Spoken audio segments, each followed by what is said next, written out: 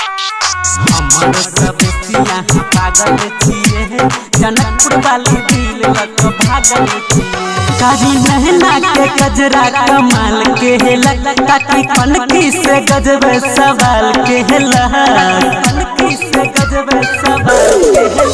कारी नहना के गजरा कमाल के लग काकी कनकी से गजब सवाल के लग आहा हमरे राम जी से मांगल छिए मांगल छिए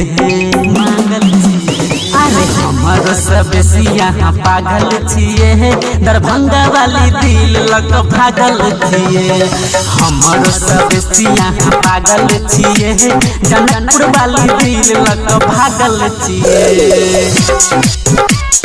हमर सब सिया पागल छिए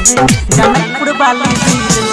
music by DJ Umesh Hajipur बाजार मैथिली रिकॉर्डिंग स्टूडियो खुटौना बाजार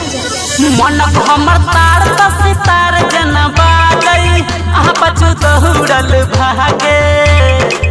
आहा पछु दहुड़ल भागे हे ये मन हमर तार सितार जनबा गई आहा पछु दहुड़ल भागे थोड़ा चुन मुनिया लागे हर मुनिया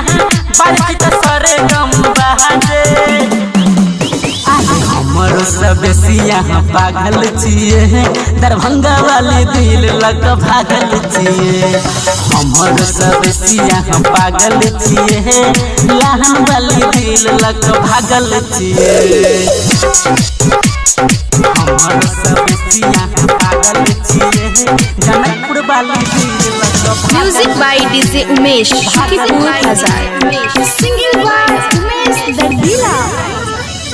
धीरे धीरे बढ़ गल लव वाला मेटर कह चलिए हम छिए पवित्र हे धीरे धीरे बढ़ गल लव वाला मेटर